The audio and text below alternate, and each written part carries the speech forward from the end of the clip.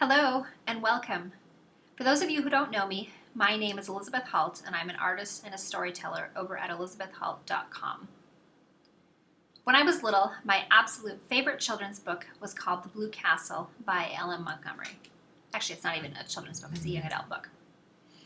The Blue Castle is about a girl named Valancy who has spent her entire life in an atmosphere utterly devoid of love and affection, doing and saying exactly what everyone else wants her to do and say. The way she copes with this is by creating a world in her imagination, a world of castles and romance and adventures, and she escapes to this world every chance she gets. On the eve of her 30th birthday, she gets a letter in the mail saying that she has a heart condition and she has a year to live. In a dark night of the soul, she realizes that she hasn't lived, and she decides that for once in her life, she is going to do and say exactly what she wants.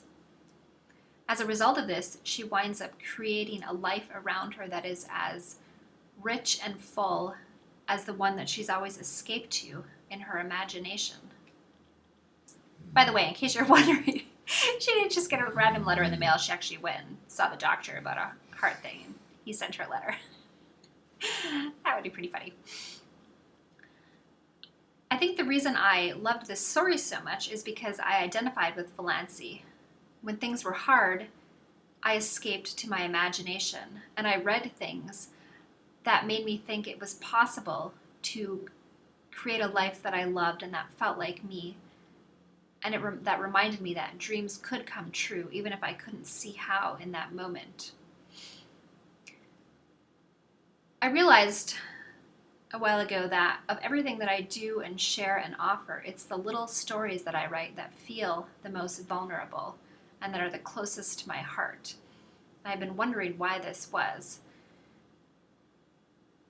When I thought of that story, I realized that it's because those stories come from the part of me that can believe in hope and joy and possibility and magic and wonder, and that carries a vision of them even when life and everything around me seem to indicate that it's impossible and improbable, and when all the noise in my head and the parts of me that don't believe in them are drowning out that tiny part of me that does. And it feels really vulnerable to share that part of me with everyone else. It feels a little vulnerable for another reason, which is every once in a while I'll read something which talks about honesty and vulnerability and being real and authentic in a way that implies that if you're not sharing the hard, then you're not being honest.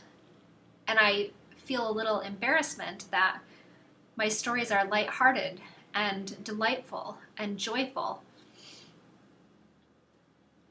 and that they're not really about hard things. But the thing I realized is that I have gone through a lot of hard. From loneliness and isolation and depression and physical trauma and extreme amounts of self-loathing.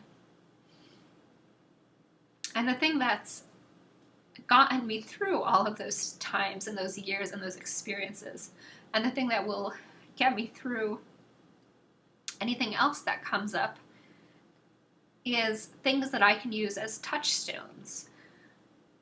Things that remind me of joy and possibility and magic and wonder and mystery and delight. Because there is a part of me that believes in those things and that believes in dreams come true. And even in the moments when I can't access that part of me, I always believe in the possibility of all of them.